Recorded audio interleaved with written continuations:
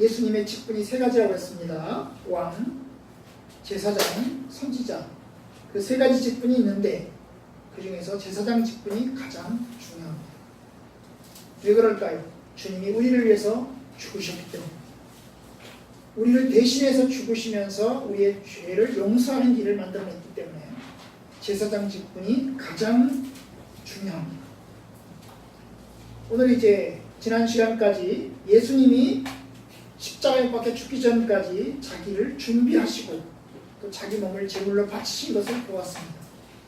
그는 태어나자마자 8일 만에 할례를 받았고 그리고 이제 장남이었기 때문에 큰아들이었기 때문에 하나님께 제물로 바쳐졌고 또한 세례 받으셨고 그리고 이제 세상에서 고난 받으시고 결국 마지막에 자신의 생명을 바치심까지 우리가 지난 시간에 살펴보았습니다.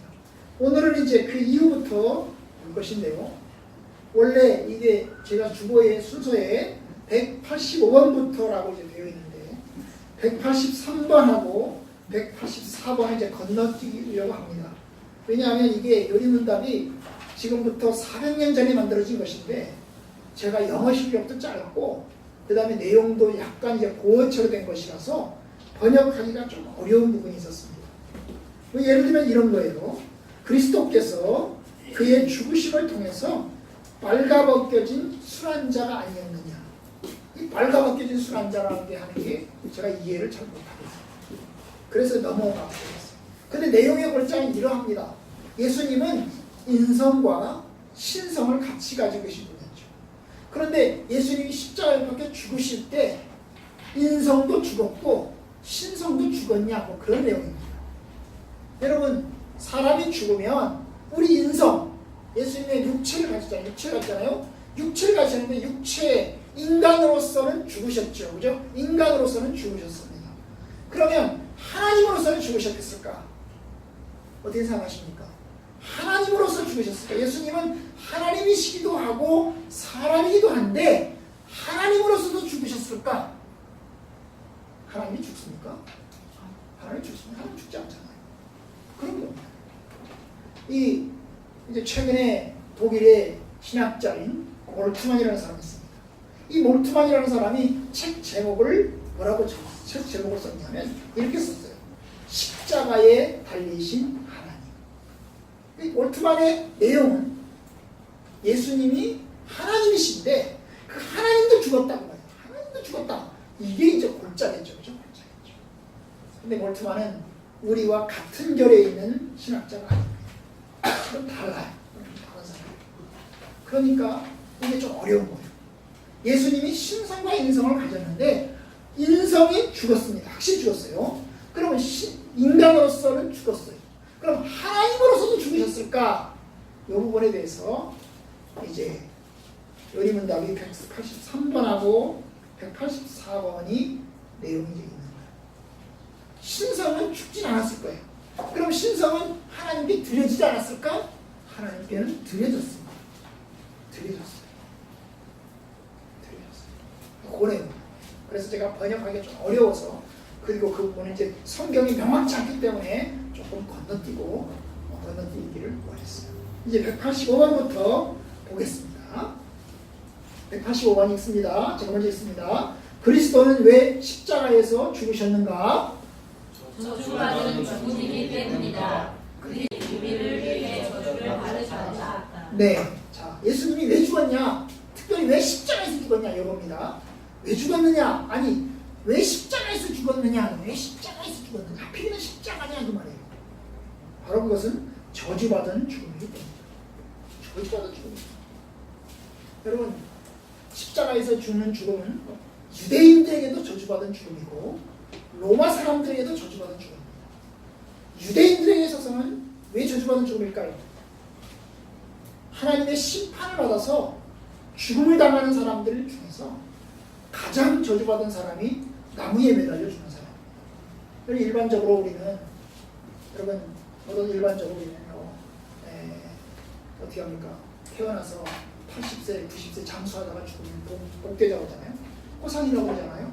그런데 여러분 젊은 나이에 죽으면 예를 들면 배를 타고 바다에 나갔다가 빠져 죽는다든지 아니면 교통사고가 나서 죽는다든지 그럼 굉장히 슬프잖아요. 그렇죠? 슬프잖아요. 그렇죠?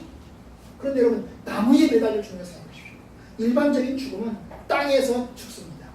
땅에 발을 디딘 상태에서 죽습니다. 그렇죠? 땅에서 누워서 누운 상태에서 죽습니다. 그렇죠? 그런데 여러분 십자가에서 죽는 죽음은 어떤 죽음이에요? 땅에서 떨어져서 죽습니다. 그렇죠?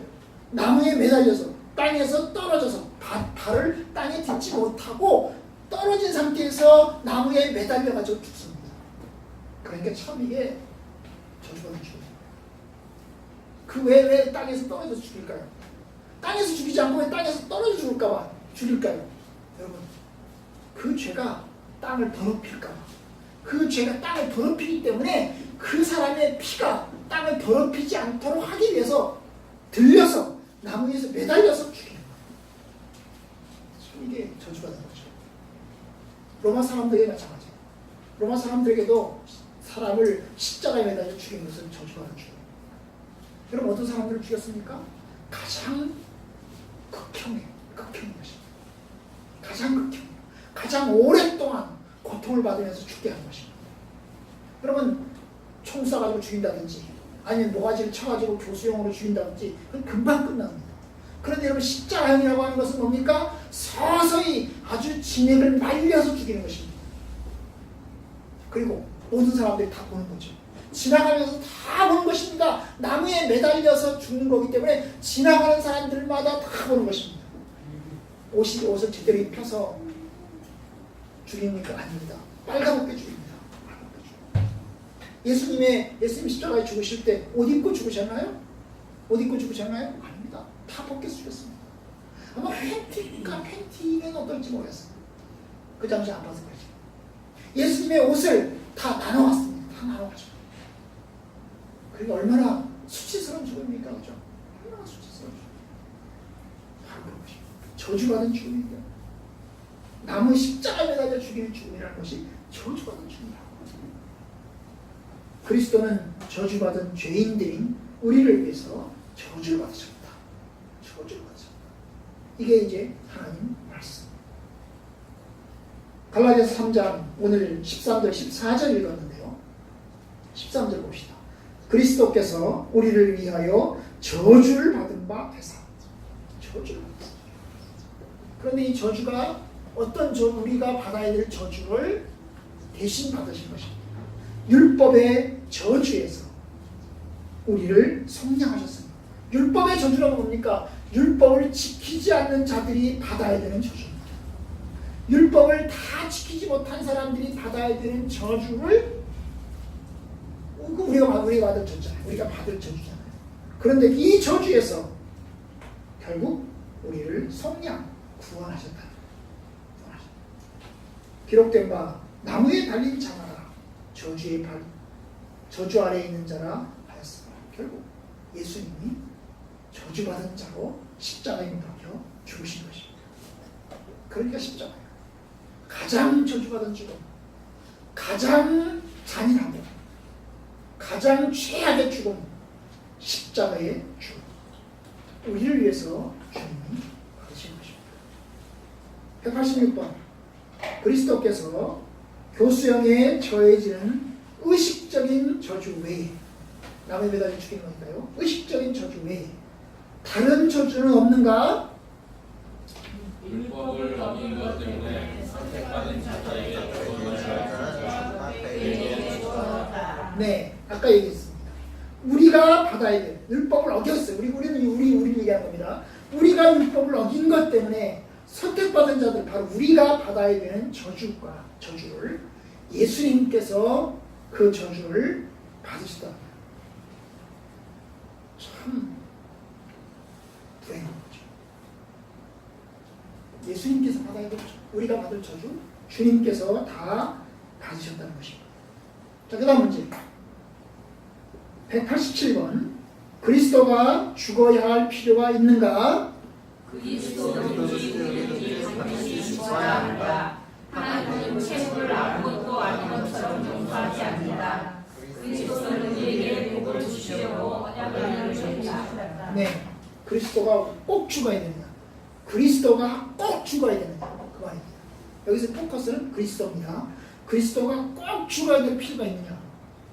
그리스도든지 우리든지 반드시 죽어야 됩니다. 사실 우리가 반드시 죽어야 되는 거죠. 왜냐하면 하나님은 채무를 아무것도 아닌 것처럼 용서하지 않습니다. 우리가 죄를 지었습니다.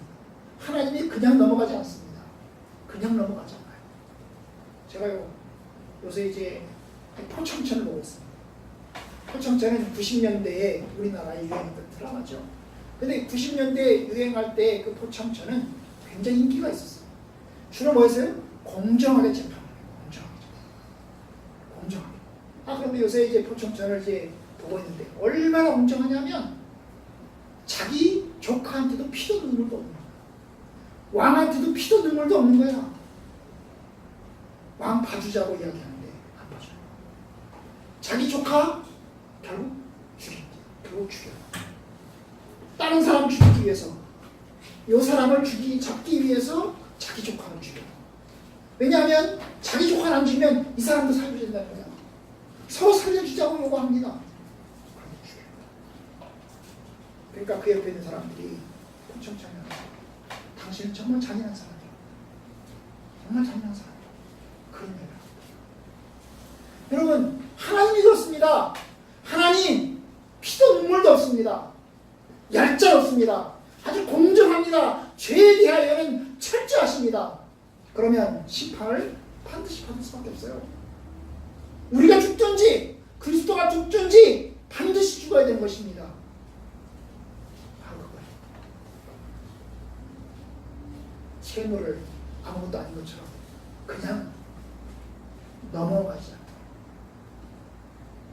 결국 그러기 때문에 그리스도께서 죽을 수밖에 없어요.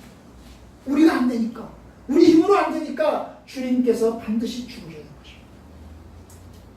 그리스도는 우리를 위해서 우리에게 복을 주시려고 하는 이루셨다. 오늘 갈라디아서 3장 13절 읽었고 14절 읽어봅시다.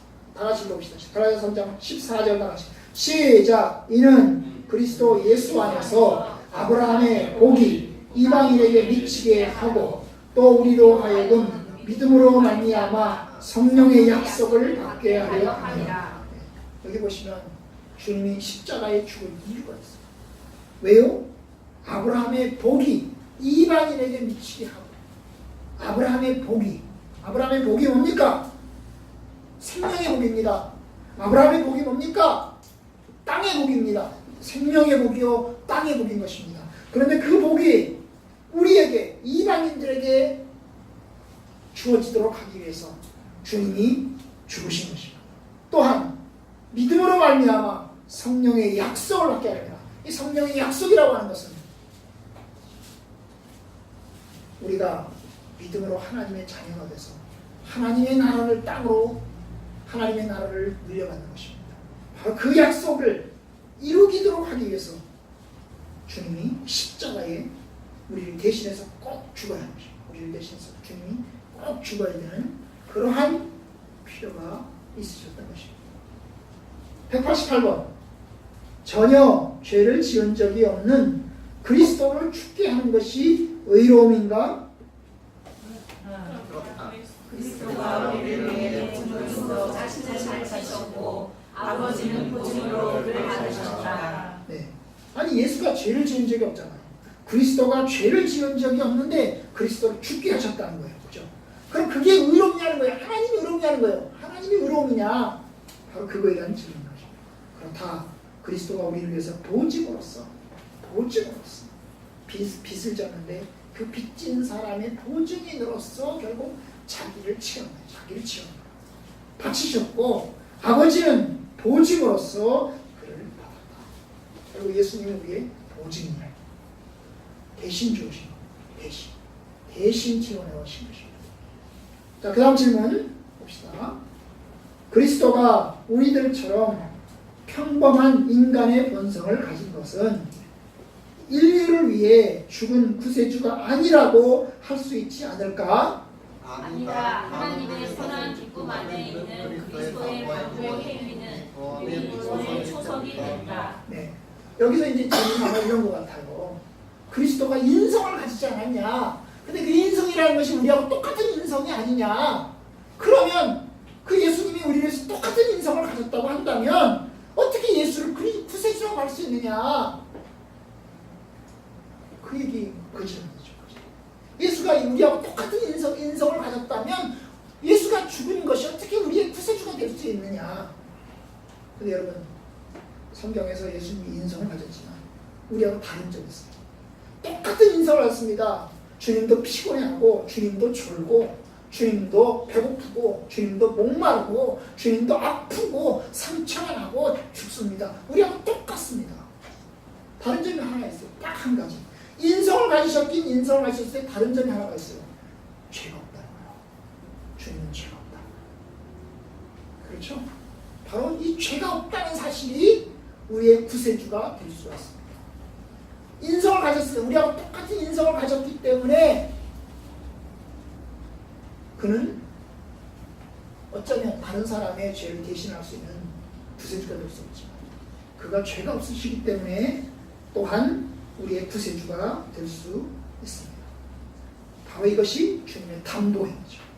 하나님의 선한 기쁨 안에 있는 그리스도의 담보행위, 자기를 내주는 거죠. 그죠? 죄가 없는 예수님께서 자기를 내주시는 그 행위가 바로 우리의 구원의 초석이 된다는 것입니다. 사실 그분은 죽을 필요가 없습니다. 그는 십자가에 매달려 죽을 필요가 없습니다. 그런데 죽으셨습니다. 자기를 담보로 내주신 것입니다. 190번 그리스도가 죽으셨을 때 우리가 있을 자리에 그가 있었다는 것을 어떻게 알 수 있는가?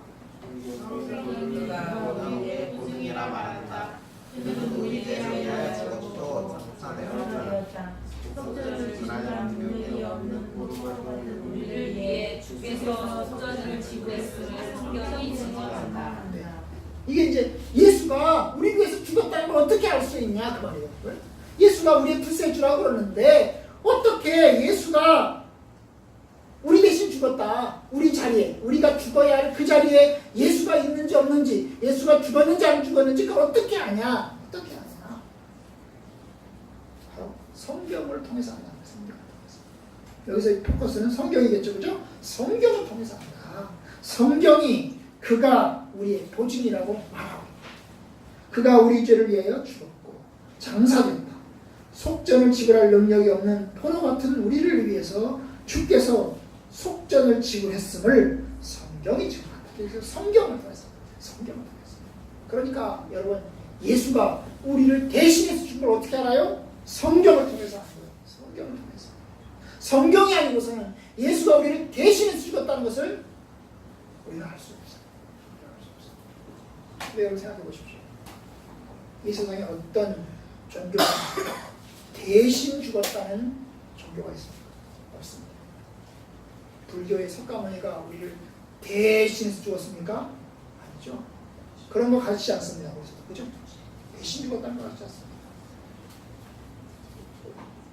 오직 대신해서 죽었다. 그것은 오직 성경만이, 예수 그리스도만이 그걸 가르칩니다. 다른 종교에서는 다 공덕을 쌓인다. 우리가 노력해서 열심히 공덕을 많이 쌓아야 돼요. 그런데 성경은 그리스도가 우리를 대신해서 죽었다. 그가 우리의 보증이시다. 자기를 우리의 채무를 해결하기 위해서 자기 자신을 다 제물로 바쳤다. 그것을 성경에서 가르칩니다. 우리는 지구를 넘기겠습니다. 우리의 힘으로 안 됩니다. 주님이 하셨습니다. 191번 그렇게 믿는 또 다른 이유가 있는가? 만일 그가 모든 사람을 위해 죽으셨다면 그가 형벌받고 또 죄인들도 지옥의 형벌을 받는 것은 하나님께 불공정한 것이 된다. 네, 자 주님이 우리를 위해서 대신 죽었다고 가르치는데 그렇게 믿는 이유가 있느냐? 만일 그리스도가 모든 사람을 위해서 죽었다면 예수님도 형벌받고 우리 죄인들도 형벌받고 그럼 양쪽도 형벌받으면 이건 불공정하잖아요. 그죠? 불공정하잖아요. 그러니까 예수님이 형벌받았으면 우리는 형벌받을 일이 없다는 말이죠. 그죠? 그 말이에요.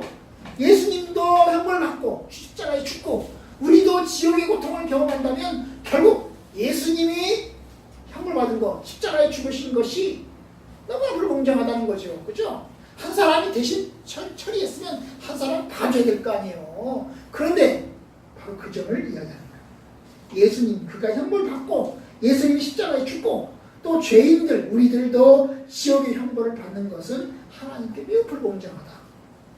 여기서 말하는 거예요. 주님이 십자가에 대신 죽었습니다. 우리는 지옥의 형벌을 받지 않을 것이다. 그렇죠? 그걸 이야기하고 있습니다. 그 다음 192는 제가 먼저 읽습니다.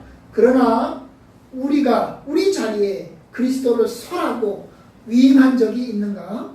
우리가 그리스도를 믿을 때 하나님이 우리를 위해 그리스도를 속전으로 주시는 것을 위임하는 것이요 아멘하는 것이다. 네, 사실 우리는 예수님 보고 우리 대신 십자가에 죽으시오 그렇게 요구할 자격 없습니다. 그죠?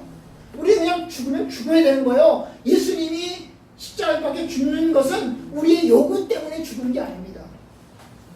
우리는 죄인이기 때문에 하나님의 심판을 받아서 마땅히 형벌을 받아야 됩니다. 그렇죠? 피할 수가 없습니다. 그러면 주님이 십자가에 박혀 죽으신 것은 우리의 요구사항, 우리 대신 죽으시오, 우리 대신 구원하시오, 이게 이렇게 된 거 아니고 하나님의 은혜라는 거예요. 하나님께서 자의에 의해서 내가 너희들을 위해서 내 독생자를 보내나, 그래서 내가 너희들을 구원하나, 그렇게 해서 주님을 보내주셨고 그리고 십자가에 박혀 죽게 하신 거잖아요. 그죠?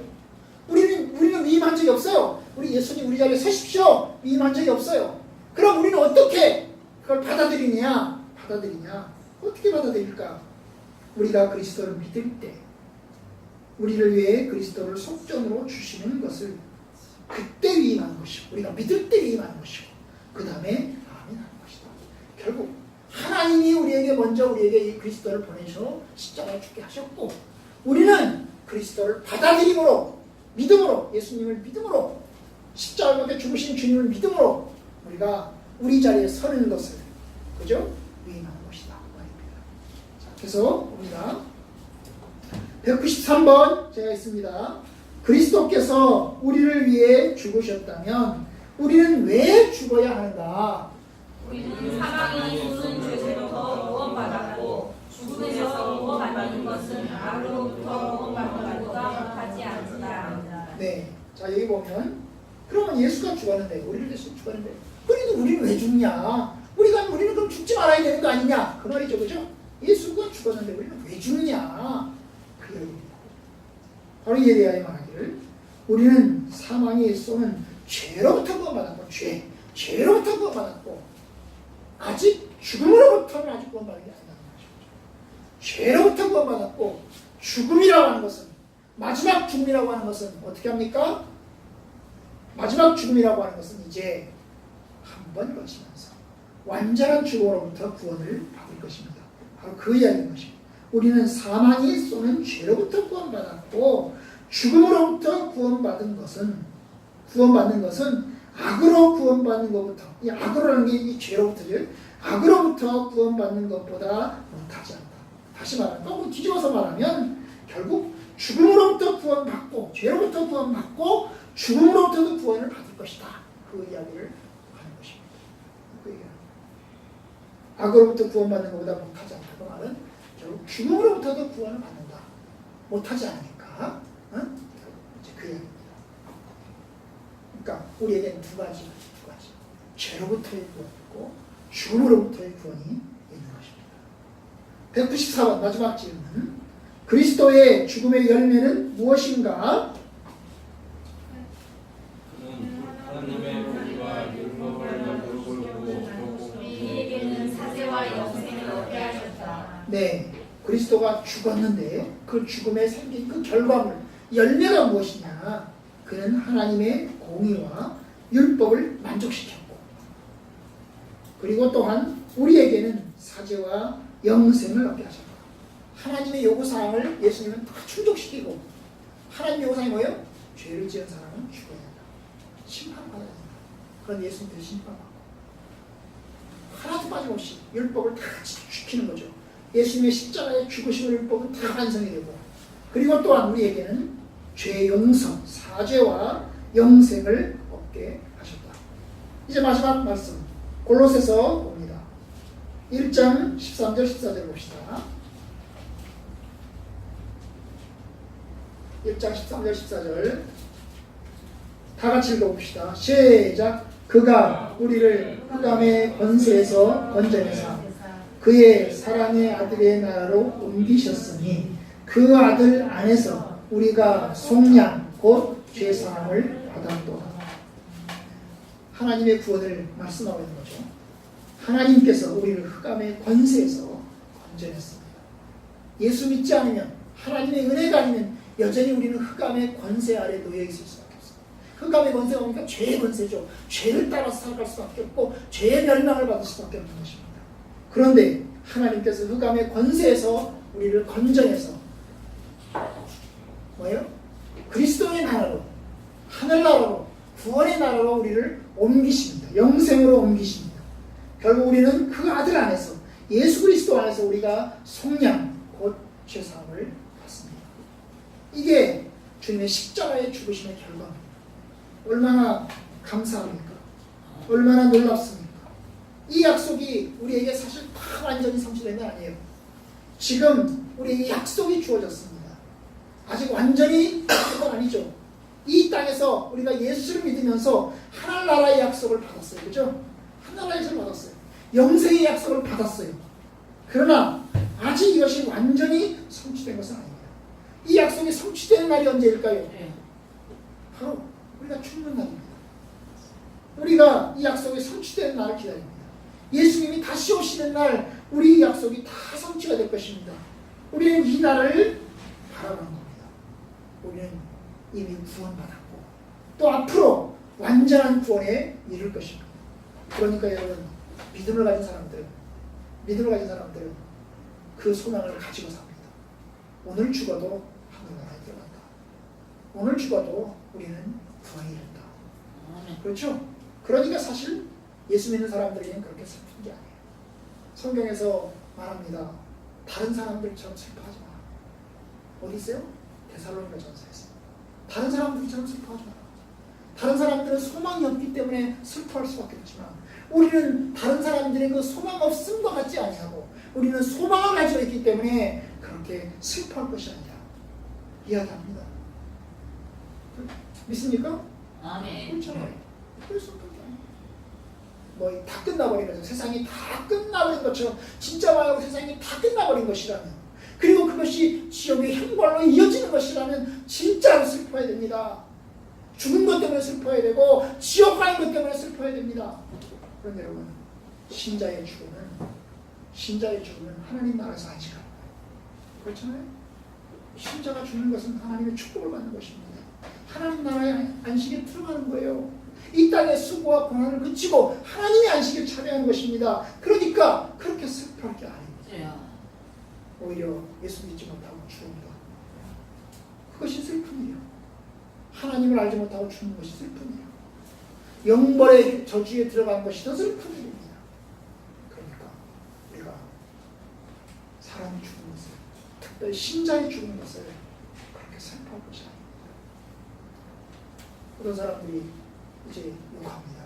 예수 믿는 사람들은 사람이 죽은 장례식장에 와가지고 감사를 말하고 그 다음에 기쁘게 보낸다. 아니 사람들이 죽었는데, 사람이 죽었는데 슬퍼야지 왜 슬퍼하지 않냐. 예수 믿는 사람들은 그 아주 나쁜 사람들이다. 이렇게 이야기하는 사람들이 있습니다. 사실 세상에서 헤어지는 것이기 때문에 슬픈 거잖아요. 슬픈 거잖아요. 그러나 이건 진짜 슬픈 게 아니에요. 영원한 슬픔이에요. 이제 곧 하늘나라에서 만날 거 아닙니까? 우리도 이제 곧 그 길을 할 거 아닙니까? 그러면 하나님 나라에서 안식할 거 아닙니까? 그러니까 우리는 예수 그리스도의 죽음을 통해서 영생의 소망을 가졌고 그 영생의 소망을 가진 자로서 믿음으로 잘 지키고 인내해야 됩니다.